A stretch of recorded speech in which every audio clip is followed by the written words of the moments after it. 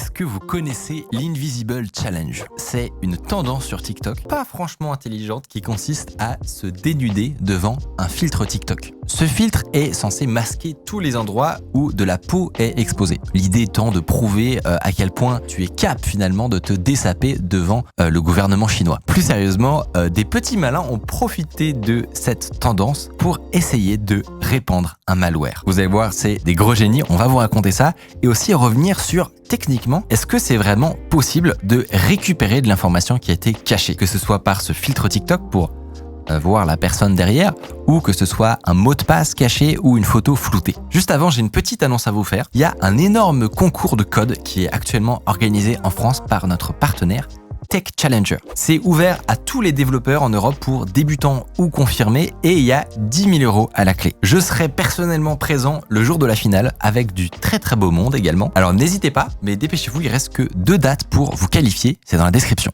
Donc une fois que vous êtes convaincu par la fausse démo, qui a cartonné en fait sur TikTok, elle a fait des centaines de milliers de vues, des millions de vues, et bien vous êtes invité à rejoindre un Discord qui s'appelle Space Unfilter.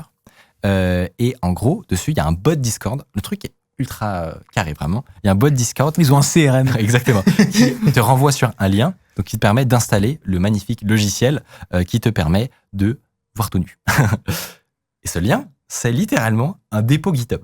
C'est ça que je trouve incroyable. Oh, wow. Donc, tu arrives sur un dépôt GitHub qui donc est parfaitement open source, évidemment, qui s'appelle TikTok Unfilter API.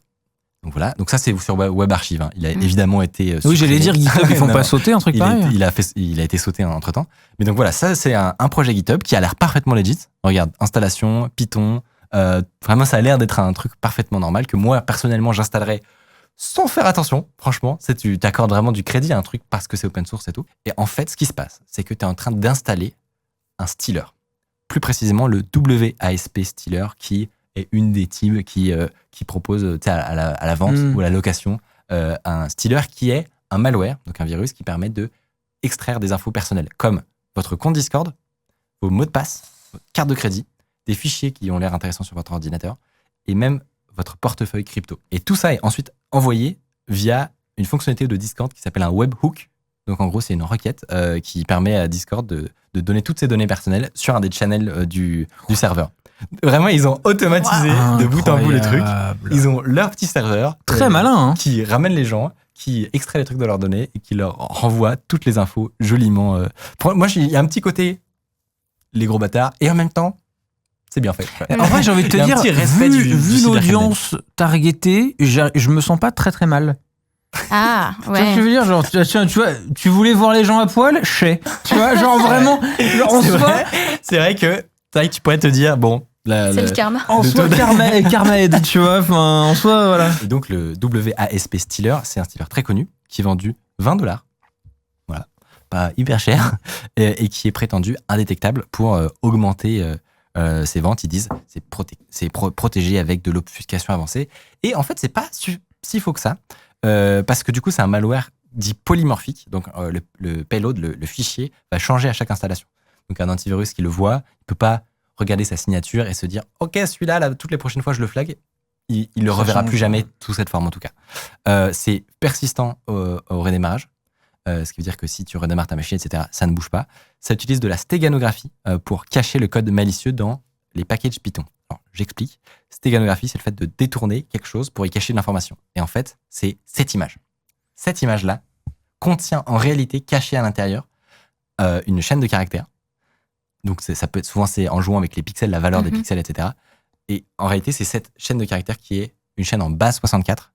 Je ne reviens pas sur ce que c'est, mais ça permet simplement de cacher un fichier, par exemple, ici, du code, dans lequel est inscrit l'URL du virus. Bon, bref, c'est un énorme résumé, mais en gros, il y a une image dans laquelle il y a du code qui permet de télécharger le stealer, le malware, qui s'exécute ensuite sur la machine. Pourquoi il passe par toutes ces étapes complexes ? C'est pour échapper évidemment à la surveillance d'éventuelles solutions de sécurité qui, au lieu de voir un étrange fichier binaire téléchargé, voit simplement une image, ce qui est très classique quand tu te balades sur Internet. Et donc, ça permet d'éviter certains filtres, etc. C'est très dur à détecter, notamment parce que, en gros, il cachait donc ce processus de télécharger une image avec un malware, etc., dans des packages Python. Alors, Python étant un langage de programmation, évidemment, dans lequel tu peux utiliser des librairies. librairies qui sont contenues dans des paquets qui sont en général stockés sur les serveurs de pip et qui est le Et truc tu qui sais permet- pas ce que tu installes quand tu fais un pip install. Et c'est en général, personne ne vérifie jamais Personne. ce qui s'y Tu trouve fais à ton l'intérieur. install comme ça, Et direct. exactement, personne ne fait attention. Et en réalité, ils ont caché la logique dedans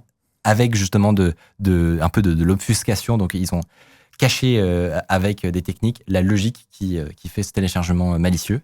Ce qui fait que c'est très très très dur de contrer ce genre d'attaque parce que oui, du coup pip install, comme disait Tiffany, c'est le fait que au moment de télécharger le truc de GitHub, il a besoin de dépendance. Par exemple, j'en sais rien moi, un module qui fait des requêtes ou un module qui analyse une image. Et voilà, eux, ils l'avaient caché dans un module, par exemple, qui s'appelait API Color. Et du coup, d'ailleurs, ils se sont fait ban par pip. Du coup, ils ont rajouté un S, API Colors. Après, c'était Color API. Ça marche pas que ça Quel continue. gros Voilà, ça troll, marche. quand même.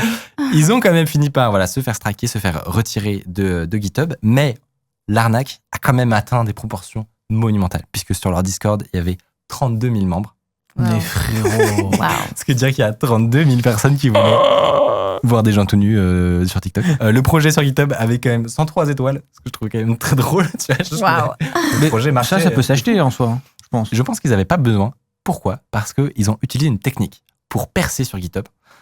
C'est que ça s'appelle du starjacking. En gros, ça consiste à utiliser le succès d'un autre projet pour te faire monter. Comment ça ? Sur certains sites comme NPM ou Pip, on en parlait, ou Yarn ou des trucs comme ça. Donc, c'est des plateformes qui répertorient tous ces packages utilisés par les développeurs. Et dessus, il y a des stats. Il y a des stats qui viennent directement de GitHub sur le nombre d'issues, d'étoiles, etc. Ça n'est pas vérifié.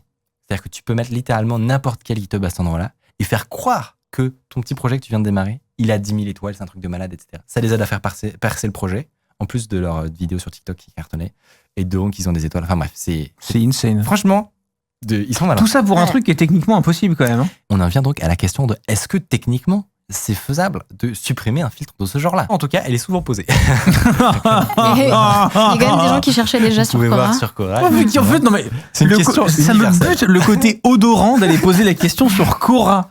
Tu imagines vraiment le Jean-Philippe. Oui, à la limite, se poser la question. Il est cloud architecte depuis 55 ans et là, genre, Est-ce possible d'enlever le filtre? genre, mais vraiment, je le vois. Tu vois. Donc, première question, typiquement, un cas standard pour cacher quelque chose dans une image, c'est les watermarks. Ça se fait souvent de mettre donc un texte ou un logo, un truc comme ça sur une image pour empêcher que on la récupère telle quelle. Et bien ça, pour le coup, il y a des services en ligne qui permettent d'enlever des watermarks. Avec les dernières technologies d'intelligence artificielle, on charge une image comme ça et on peut sans aucun problème faire totalement disparaître les watermarks.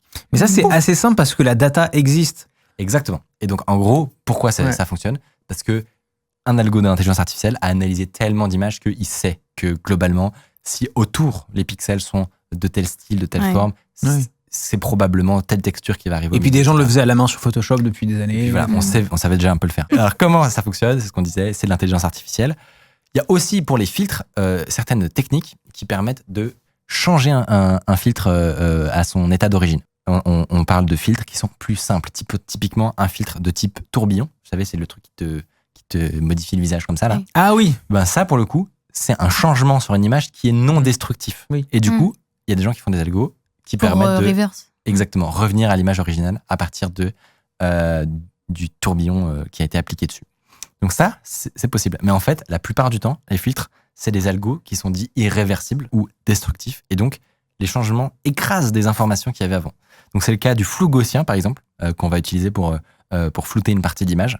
Donc ça, c'est un truc qui fait perdre de l'information.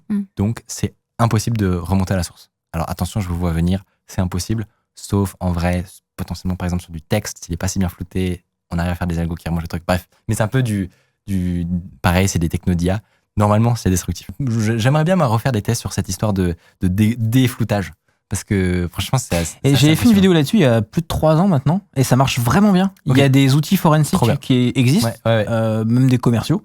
Ça marche vraiment très très très bien. Trop cool. Et en fait, au final, si tu veux flouter du texte, vaut mieux utiliser un effet mosaïque. Oui, en effet. Ou alors du flou. un carré noir. Ou un carré noir. Ouais. Ou alors nous, dans la dernière vidéo, on a utilisé une autre stratégie pour Ah oui, pour c'est l'anonymisation. génial. Oui. Moi, On a fait du deepfake. Ok. Donc en gros, pour anonymiser des visages. Exactement. Parce que tu sais, c'est très pénible dans une vidéo d'anonymiser des visages parce que tu perds tellement d'informations. Enfin, à regarder un énorme carré noir qui se balade, c'est juste très énervant, tu vois, c'est frustrant. Du coup, on a trouvé une technique, c'est de mettre un deepfake, d'appliquer un deepfake sur une vidéo, ce qui mettait une visage d'acteur connu en temps réel. Et donc tu gardes les émotions, enfin, tu gardes plein de trucs. Oui, c'est trop bien pour anonymiser un visage. Exactement. Mais t'as plus l'info de la personne. Pareil sur, simplement, voilà, si tu mets un rectangle opaque, normalement, c'est impossible. Tout simplement parce que voilà, l'information a disparu. Il n'y a pas assez d'informations. Ouais. En fait, dans le cas du flou gaussien, ça marche parce que, typiquement, on sait que c'est du texte derrière, genre un mot de passe. Et donc, on a entraîné un algo à comprendre. On sait ce qu'on target. Ouais. Ok, typiquement, quand il y a un truc flou qui est un peu moins flou, plus noir par ici, moins là, et ben, moi, je sais que souvent, c'est un R, par exemple.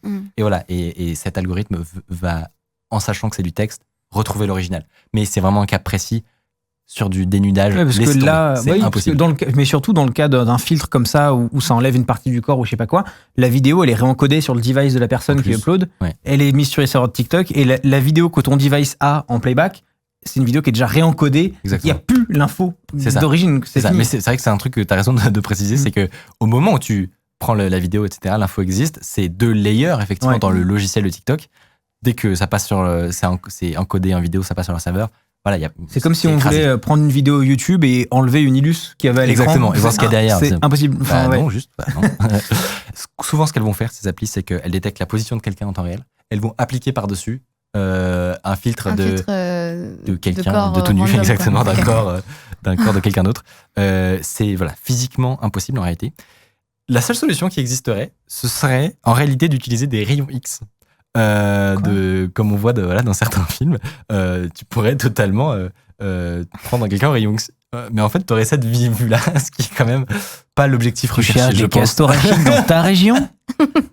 Voilà, je pense que c'est pas l'objectif des gens qui installent ce genre d'appli. Ça me fait penser, moi, à que quand j'étais petit, il y avait une appli qui avait circulé partout comme ça, qui avait fait vraiment un buzz de fou. Et en gros, il te disait que c'était une appli normale, genre je sais pas, vraiment d'immobilier, enfin un truc chiant à mourir. Et en gros, il te disait, installe ça, et si tu la secoues, tu passes dans un autre mode.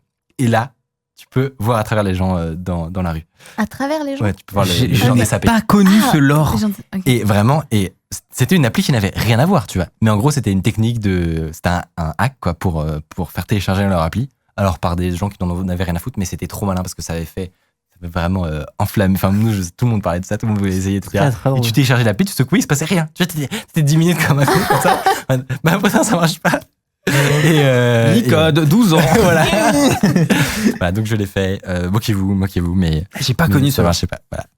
Donc, si vous trouvez une application qui déshabille quelqu'un, c'est soit un prank, soit dans le pire des cas, un malware, évidemment. TikTok, ça pullule pas mal niveau arnaque en tout genre. Et la dernière fois qu'on en avait parlé, c'était avec une justicière de TikTok qui pourchassait les gens qui arnaquaient les mineurs qui se trouvent sur la plateforme. C'est parti totalement en cacahuète à base de commissariat, de menaces avec des hackers albanais. C'était incroyable et c'était dans cette vidéo. Je vous laisse aller voir.